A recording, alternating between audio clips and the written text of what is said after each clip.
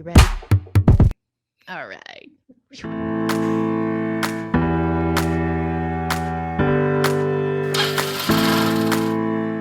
Hi there, I'm Nora Dunn, and I'm otherwise known as the Professional Hobo. And welcome to my interview series where I speak with people who have remote careers, travel lifestyles, and amazing adventures to share.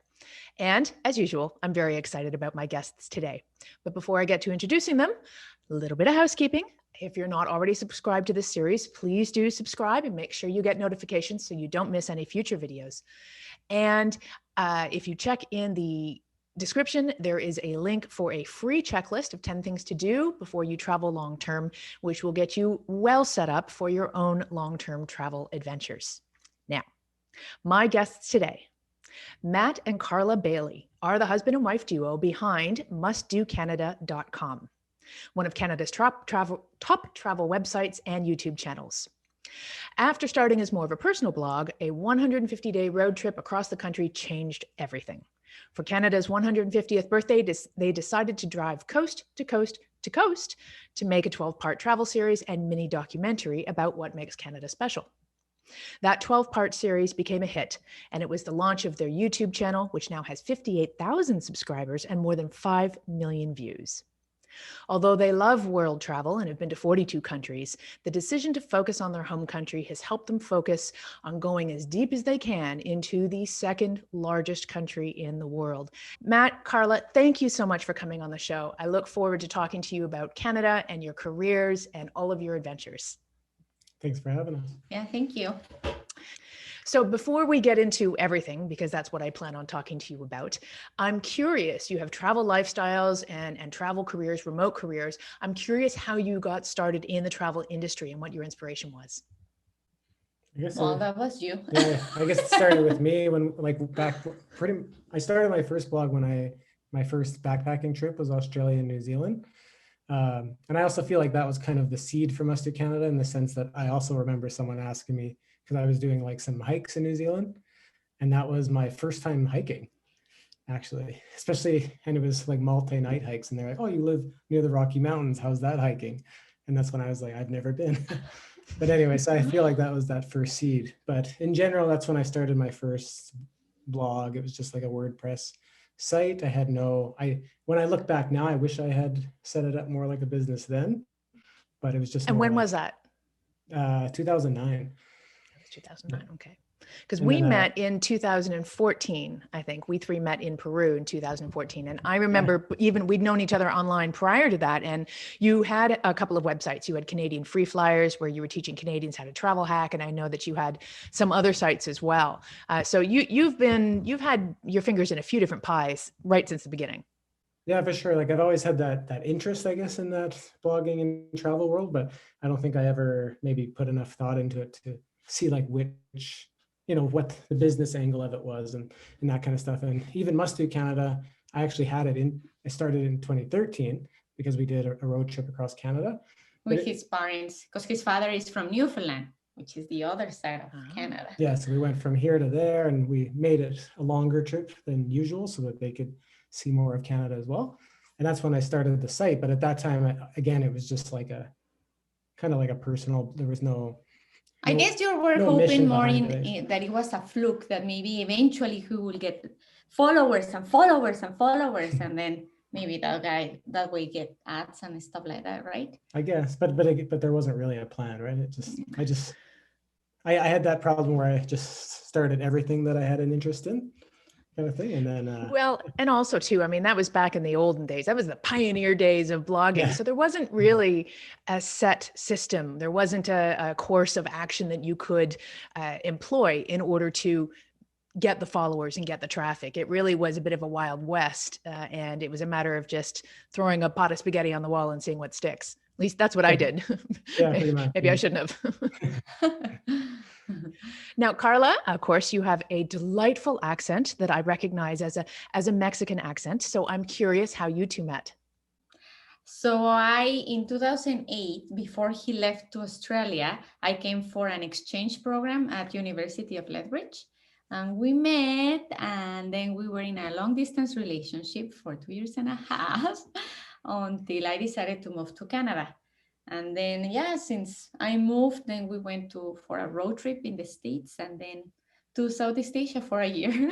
Yeah, I actually think that was one of the biggest things that caused us to both want to travel more, was because her first year in Canada, she wasn't allowed to work. And especially like she was working in Mexico City full time. So it's a bit of a shock Yes. to not have your family, friends, but also not a job, which makes it so boring sitting at home. So it was kind of, I still had a semester left of university and I could do an exchange. So I was like, well, you can't work anyway, so let's just go to Southeast Asia. And I did a semester in Malaysia. Nice. And they actually allowed her to attend like the classes. It's Yeah. pretty nonchalant in Malaysia. But Yeah. And even though like traveling wasn't in my plans, not because I didn't want to, just always money related. They just open up the possibilities, and I guess we're both very willing to travel and experience and get out of the comfort zone in a way. And was the shift to a travel career a big change from what you had been studying in university, or what your original life plans were? Well, like for you me especially, especially, yes, because especially in Mexico, I mean, I guess I could say that I was very fortunate to attend school, and then I was working in big corporations like Johnson and Johnson, and I guess not many people get that advantage to be able to work in big companies. And then, well, it was hard for me, I guess, try to figure out the pieces to start like a business out of travel. Wasn't like, I didn't think that it was possible really. So yeah, it was hard. And it's still hard for me. I guess that sometimes you gotta have that more of that entrepreneur spirit that you keep, pushing even though things don't work out like you said. And that's thanks to Matt. I think he has more of that spirit, but I love traveling. So I guess we complement each other. And for me, it was also a bit different. Like we both studied marketing, but it was not anything to do with travel, or especially like digital marketing in those days when I studied. But now that I look back, it's kind of funny. I just remember when I applied for college here in Calgary, I think I also didn't really know what I wanted to do. I also kind of wanted to be an entrepreneur, but had no idea. But I remember I applied for journalism, for film, and for marketing. And I got into marketing, but now I do all three essentially. So it's kind of cool how it all meshed together. Yeah. Karla, what does your family think of this shift that you made and your current career in travel, and you living in Canada so far away? Yeah, for sure. Well, my mom, because we're very more conservative, and I guess everyone tries to break those taboos that you should like get married, then buy a house, like have kids, blah, blah, blah. And because of course, sometimes we're still struggling with some income. My mom is more like, oh, it's because I don't know how long are you guys gonna settle down? Like, you pretty much gotta buy a house. And so it's hard for her, but I guess the more they realize that we have succeeded out of what we really love to do. And I guess she has understand that I really love what I do. So even though we can struggle, we're happier than many other people that maybe they have so much money coming in. So I remember in the beginning too, they kind of thought that I was rich, I think. Yes, exactly. Because of travel. And I think a lot of people still have that same view of travel, of being very expensive. And of course it can be if you make it that way, but it can also be pretty cheap in terms of backpacking and all that kind of stuff. But I find that also in Mexico overall, you can struggle more to really get that fair pay job. Like even me in the corporate world, like the wages are not the best. And Mexico City is actually quite expensive. So of course you don't want to lose those opportunities. And I find that Canada, you have more of that like opportunity, right? Like us, we were like going work and saving for 6 months, and then we're able to travel. Like your wages are also way higher than any other country, can be cheaper to travel, while in Mexico it's not the case. So yeah. And then about me living in Canada and everything that I've done, well, I guess that my family and friends kind of look up to me because, well, first, English is your second language, so it's not always easier, especially being on YouTube or anything like this. yeah, sometimes the language can be a struggle, when you cannot like express yourself as good, or when people may not understand your accent. But that's been like a good challenge for me. And my mom and even myself, I'm very proud of myself, because I was never good at English in school. I mean, I wasn't super bad, but it wasn't as easy. And now that I'm like knowing that I live in Canada and I work in Canada, and I'm in a communication business. So yeah, it's been a good success story for me in that way. Beautiful. Yeah. And Matt, you just said something a little bit earlier that I want to piggyback on. And you were talking about the cost of travel and how travel is perceived to be a very expensive thing to do. And certainly in my own experience, when I hit the road to travel full time, I actually found the cost of living on the road was less than I ever paid to live in one place. So I think that's something that many people learn, especially when they travel long term. But now is as good a time as any to dive into the most amazing thing that you guys did, which was to take a 150-day road trip across Canada, coast to coast to coast, because we do have 3 coasts, as a way of celebrating Canada's 150th anniversary. Now, I think one of the reasons why people don't visit Canada first on their top list of countries is because it is expensive. It's much easier to go to Southeast Asia and backpack on a shoestring budget than it would be to go to Canada. So I'm curious what the cost of this trip was for you guys, and if you have any money-saving tips for someone who wants to replicate your experience or even have a fraction of your experience in traveling through Canada. Yeah, I tried to figure it out, because it was kind of because of the nature of the trip, we had sponsors involved, of course. So we had like Best Western was one of our major sponsors in terms of funding like the production costs. And then of course we like worked with DMOs and with travel companies. But so it wouldn't be very expensive.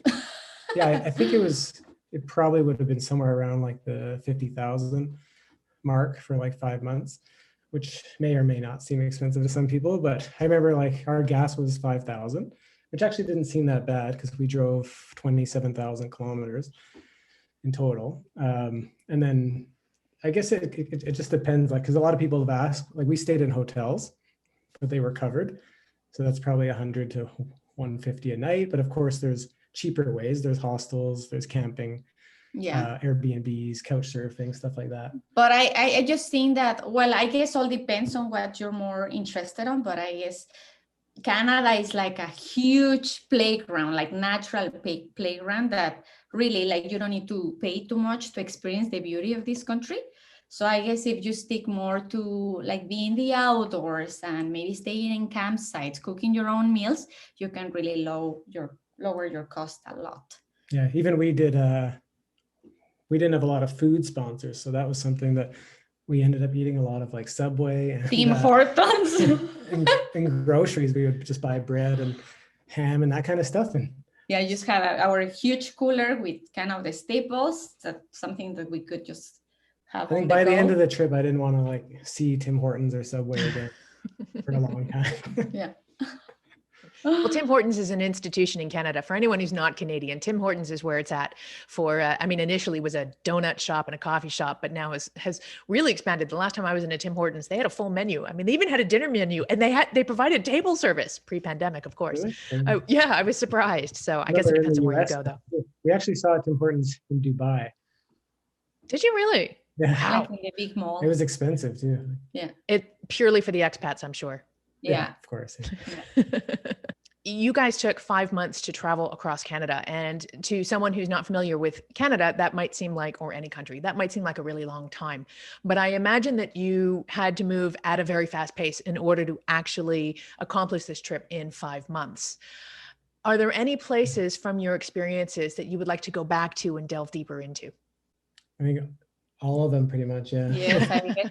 Well, a lot of people said, oh, you miss so much. I said, we know, but when you split all the provinces in territories, especially in 150 days, it gives you just like 10 to 15 days in each place. And the distances in Canada are so big.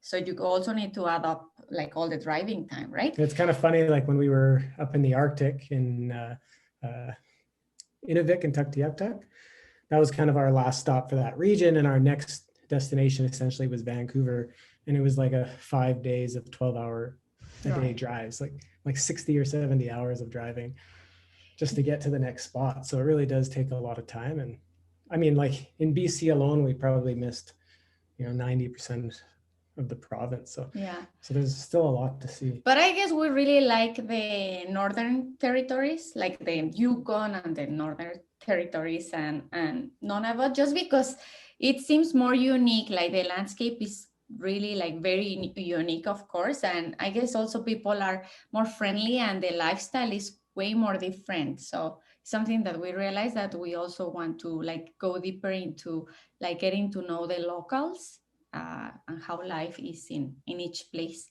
Yeah, it's just a harder place to get to, of course. Mm-hmm. And I'm curious, do you have any ideas or tips for someone who is visiting the Northwest Territories, how they would be able to get to know the locals and be able to have a more immersive experience? Well, so in the Yukon, we didn't really I guess the most place where we tried was up in like Inuvik and Tuktoyaktuk. They were pretty new. It's pretty new to tourism because we were actually one of the first ones to drive the new all season road. They actually, it wasn't opened yet, but we like talked with the government and they sent like a construction crew with us to be like the first ones to go up there. And so now it's open, so you can go there at any time of the year. So they're kind of new to I think it's not like it's going to be a heavy influx of tourism, but I think it'll definitely increase with that road. So with that one, you can actually do like tours with locals because there's not really many like attractions, of course, and activities up there, but you can go with the locals on a tour of the town or but so I guess it's a little easier up there. Yeah. Same with in Nunavut, it's hard for us to say because we didn't go during the road trip because there is no roads to get there. But 2 years later, we went with Adventure Canada on a cruise up there. And so that's a little different. That's a very like high-end priced trip, but they bring the locals on board the ship. So you can actually like learn about the culture that way. But aside from that, we've never... But also when we were like on, is it like, what's the name of the time? Pond Inlet? Pond Inlet. Uh-huh.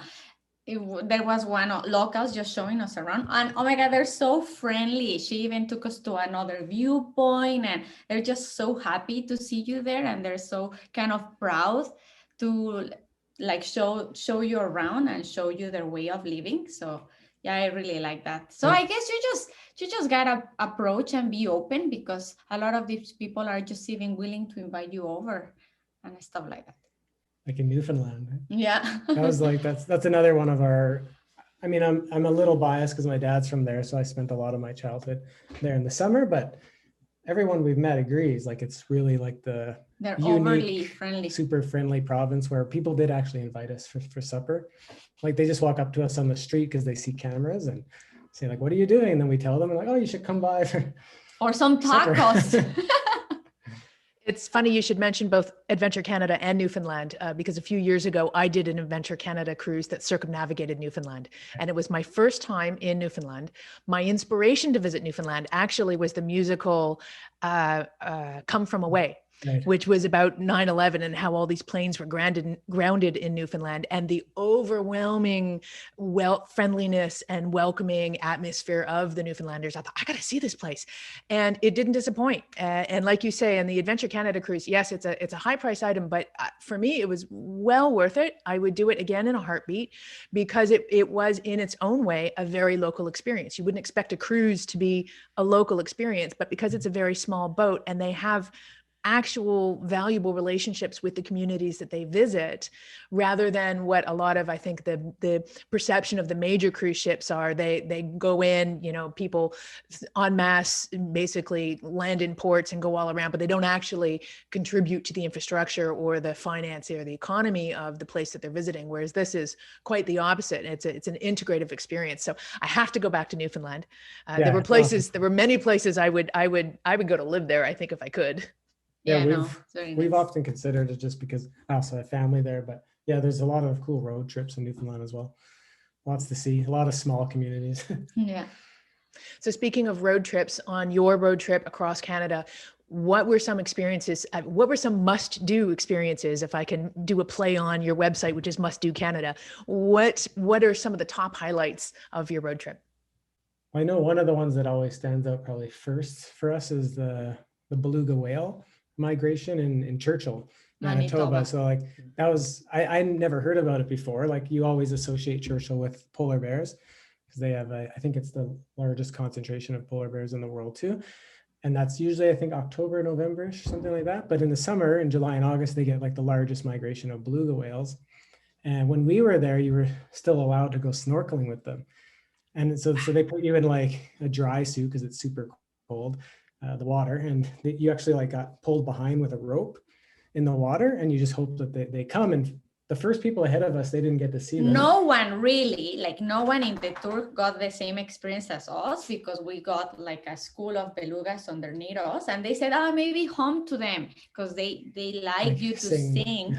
And we have them underneath us like for a good 15 minutes and one came up very close to us and they were like looking at us and also almost, singing, right? Yeah, singing back. Like it was just. So that was like a really highlight. And then the year later that got changed because the government stepped in to stop snorkeling with beluga whales for whatever reason. So now you can still go, but you lie on like a raft and you can kind of like stick your head in the water, I guess, but you're not. You cannot chase them, kind of thing, right? Because they try to follow them where they are. I'm not sure what but that was really special. And then another cool experience, I think, was rafting on the tides in Nova Scotia. So it's so like cold. Well, yeah. The unfortunate, like we were actually there before the season opened. So they opened a day or two earlier. For us, I think if you go in July, it's a different experience, but we were there in like early June. So the water is still pretty cold. But it's just pretty cool because we've done a lot of like whitewater rafting. And of course, you're going with the river current. But in this case, you're actually going against the tide coming in. So you're in like a motorized boat. There's no paddling involved. And you go up and down many times against the current. And you really like. You just get a splash. Like the water is going face. over the boat. Yes. It's a cool experience. So it was different. I don't know. It's because there's so many things. We love nature. We love animals. So of course, like whale watching. Actually in BC, in the island, we have one of the best experiences for whale watching. They were like a bunch of humpback whales and orcas at the same time. So yeah, that was like pretty cool. Yeah, we've been on a lot of like whale watching tours across Canada, Newfoundland, Quebec, BC, but in this case, for whatever reason, again, it was their last day of the season. And they just like went out because of us and it was their best day of the season. We just had, for some reason, they convened together all these whales. We had like 40 humpback whales breaching. One came so close to the boat that when he expelled the, I don't know what you call it, but from their air hole, it like went all over us. And he broke my sunglasses. I was so pissed. So yeah, there's so many things. Another cool thing in Vancouver Island was going to see the grizzly bears. Oh yeah. They have this really cool tour. They take you up to an indigenous reserve that organizes these tours, and there's no cages. Like it's like you're wild. You're kind of across the water, and of course there's the guide with the gun just in case. But there's like all these grizzlies convene at this river to eat salmon. Because there's so much salmon that they don't care about other birds being around, and it attracts so many bears. So you see these bears and the cubs and so many. We saw like 20 bears? At least, yeah. Like grizzlies, which they're so hard to see, and you hope that you don't see them while you're hiking. Yes, exactly. So it was awesome to see them that way. Yeah, I could keep going with a lot of like another one just quickly is in the Yukon and Northwest Territories. So in Northwest Territories, there's a place called Nahanni National Park. It's like bigger than Banff. It was the first UNESCO World Heritage Site in the world.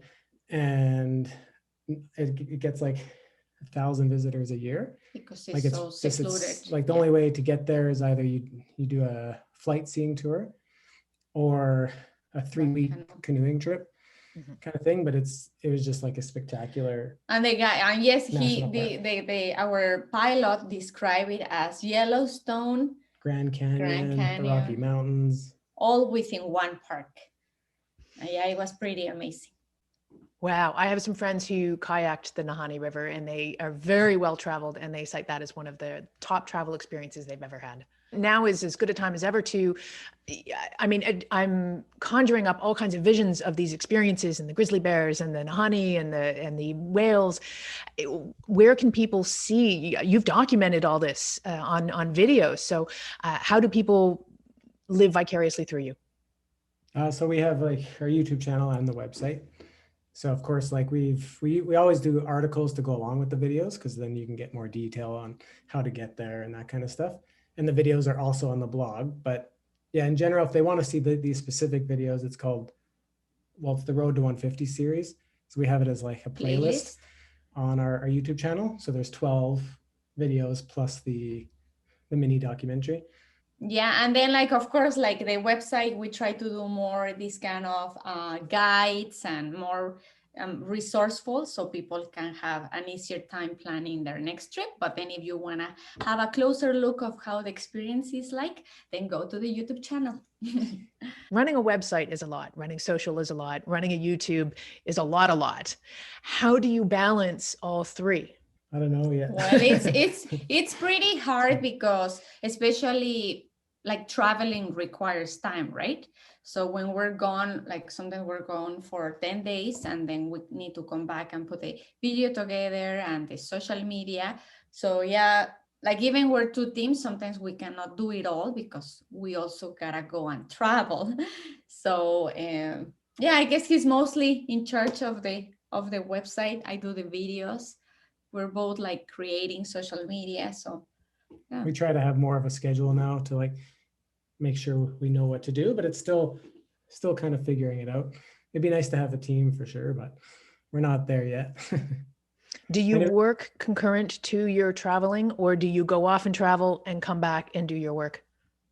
Mostly come back and do the work, but the Road to 150 was different. Oh yes, I don't know how we handle it. 5 months of traveling, driving, and then go back to the hotel and do the work. But we also had an extra team member for that one. So on that trip, we actually, we had no plans of having a YouTube channel. We had never done video before. So we had actually hired a videographer, and he joined us for the 150 days. So he'd be editing in the back seat as we drove. Which helped a lot. And then after our YouTube channel grew, we were like, oh, I guess we should learn video and start doing it ourselves. But it's definitely challenging. Like if you wanted to edit on the road, I think you really need to add more days to your travel, and I guess also it's not sustainable. Like I follow up other YouTube like travel bloggers or whatever, and like you really need to have a break, like you travel and then you rest, try to catch up on work and keep going, because you're gonna burn out for sure. This is consistently one of the biggest complaints that I and many other travel content creators have, even anyone who works remotely in general, is how do you strike that balance between the pace of travel and having legitimate, enjoyable travel experiences while keeping up with work, whether or not work is actually directly related to the travel experience or not. I mean, there's lots of people who are remote workers who have jobs that are not related to being on the road, and yet still there is this fine balance that needs to be achieved between working and traveling. And I don't know that there's any easy answer. I think everyone seems to have their own system for how they do it. Yeah, I think so. I mean, for sure, at least for me, I think you would definitely have to hunker down in a place longer than you normally would, because if you're really trying to like 3 nights here, 3 nights there, 3 nights there, I don't think it'd be possible to work unless you really don't see the place. But what's next for you two? Yeah, we're kind of trying to figure that out right now. Like last year, of course, we got thrown into it was a different year for travel. But I mean, thankfully, our website being focused on Canada, our audience is mostly Canadian. So it didn't hit us too hard in that way. But of course, all our projects were canceled because no one knows what's happening. So we focused more on our own province and made it work. And so this year we're hoping that the restrictions are a little bit looser, or they lift to then go to other provinces. We really want to go to BC, but pretty much anywhere. Well, if we could wave a magic wand and the pandemic, or at least the travel restrictions related to the pandemic were to disappear, what would be the first thing that you would do? Probably BC, because I think there's still a lot there. It's near us. But it's kind of hard. I really want to get back. Also, we want to go to Quebec because we did a video about like the best road trips across Canada. And so many people commented on, what's the name of this one? Gaspe, the Gaspe Peninsula. The Gaspe Peninsula. In Quebec. As a road trip. So now we really want to go. And I think that we haven't explored as much of Ontario and Quebec. Well, yeah, and like, BC, of course. Well, of course, our video, we only had the 10 days in Ontario. So we focused on the like Toronto, Niagara, Ottawa region. That's like a very small chunk of Ontario. So we'd love to come back and do road trips in the northern region around like Lake Superior. Yeah, there's really so much. Even on the east, I would love to do like another road trip across Canada. Let's just do that. Yeah. Now, if you were to do it again, how long would you take to do the road trip? Maybe this one will be next year. We'll do the road to 155 days. That extra 5 days will make all the difference. Yeah, it's harder to do longer because that's really like the warmer season. Of course, you can do like a winter road trip as well, but it's a very different. And experience. that's something that also we've tried now in this last winter, really like explore more during the winter, because even when we were in Dawson City in the Yukon, oh my God, the stories you hear about them during the winter, they have all kinds of activities, and we just want to experience that as well. And it'd be an interesting thing to capture on video because there's no light. So it's like there's no sun for about a month or two, which is what they were explaining. And there's no tourists. No one goes there during that time. So it's kind of their time to like get together and have fun with each other. Whereas in the summer, everyone is working. Yeah, they're busy. So we'd love to go and just capture that slice of Canadian culture that no one hears about. Last time we were there, we actually met a guy from Toronto, of all places, like the biggest city in Canada. And he migrated to this like cabin in the woods outside of Dawson City, which is really like almost as wild as it gets. Like he like chops his wood every day now. And just like, wow. So that's something that we would like to get more like deeper and deeper to kind of like get those stories of people living in Canada. This is so I have just survived, shall we say, my first winter, Canadian winter in 15 years. Oh. I remember growing up, and I mean, so I paid my dues. I grew up in Canada, so I know what winter is like, and I don't like it. However, I will say two things have changed. One of which is when you can work remotely and you don't need to commute to work and, shovel the drive and scrape the windshields and deal with large snow and horrific cold. When you work remotely, you can actually pick your battles. If it's really bad out, you just don't go out. So I think that actually can dramatically improve the winter experience. Also, too, this winter was much easier in general. But I also think that there's a form of embracing winter. And once you get up into the northern climes, places like Dawson City and the Northwest Territories, everyone I've spoken to who have lived in those areas actually prefer winter. And I think it's because, once you learn to dress for it, they do embrace it. And perhaps there is a little more of, solidarity or camaraderie that comes from experiencing. And as long as you get out and enjoy it in some sporty way, I think winter can be lovely. Perhaps winter in a city is where it suffers. But once you get out of the city and you can actually enjoy snow and it stays white and it's pretty, maybe the experience is a little more rewarding. Yeah, so that's been a lot of our focus in the last few months is all the videos on winter. And a lot of people say, like, what are you doing here? Like, you're in the warmer place. Everyone wants to go to Mexico. And I say, I guess we appreciate it differently because the landscapes, like you can revisit the same place in the winter and it looks totally different. And it's so pretty. My mom actually rather to come in the winter than in the summer. She finds it more beautiful and more charming. Well, even places like, I guess like generally people who don't like winter, I guess it's because they don't go out and they're not really into fun. activities. So of course it's kind of crappy. It's cold. And but once you get in, as soon as we got into skiing and now of course doing a lot of other stuff for the videos, now I love the winter for a number of reasons. Like one, especially being close to Banff, that it's changed so much since 2017. So like in the summer, hotels are sold out now for like 4 months. And can be as high as like 600 a night. It's super busy. And then in the winter, no one goes yet. It's equally incredible and world-class skiing and all these things, and hotels are widely available. So I actually prefer, I think, like the winter in those regions. Everywhere. I think everywhere is cheaper and a little bit less people. That's one of the travel, secrets of many professional travelers is go in the off season, or if the off season is too inclement, go in the shoulder seasons. I'm surprised it worked out. Yeah, because by the time we got to Quebec, it was like the peak season. So Quebec, Ontario, Manitoba, and Saskatchewan, all that was kind of the Super peak summer. season. Yeah. Then we went up to the Northwest Territories, which, I mean, I don't know if they really get a peak. Like it wasn't that busy up there. It's just more out of reach. But by the time we got to BC, I guess it was the shoulder. As well as Alberta, it was already the fall. Yeah. Mm-hmm. And there's some negatives too, because by the time we got to Alberta, even though it was early October, which is actually like a nice time, it's fall.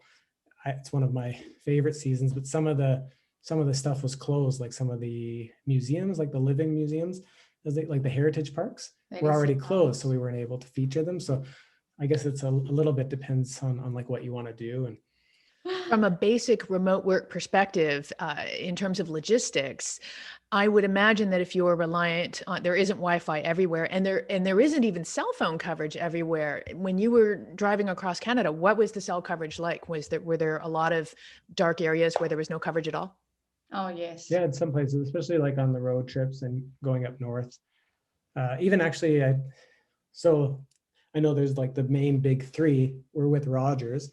So I think that they're kind of like in the middle of, but even between Toronto and Winnipeg along Lake Superior, we almost had no coverage.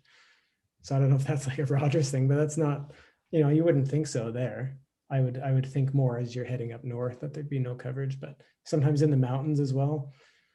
Yeah. Not much coverage, and worse the scenario, like if you don't have coverage or whatever, like McDonald's, and what's the other one that we always get to get Wi-Fi? Usually McDonald's, Starbucks, or Tim Hortons. Tim Hortons has Wi-Fi now, so try to make use of that. Yeah. So as long as you're in a populated place, you can get the Wi-Fi. But if you wanted to do a naturistic remote trip, it would be reasonable to expect that you're going to have lots of areas where you're not going to have that coverage. So if you need it for work, you'd need to plan around that. Yeah, I think so. Excellent. Well, thank you both very much for joining me and having this chat about Canada. You have inspired me to rediscover my own country. I think as Canadians, there are a lot of intrepid travelers who are from Canada, but usually the first thing we do is we go abroad. Right. And we have you could spend many lifetimes discovering Canada alone. So I look forward to following in your footsteps, and I'll get all my information from mustdocanada.com. Thank you very much, Matt and Karla. Thanks you so much. I'll see you next time. I'm Nora Dunn, otherwise known as the Professional Hobo.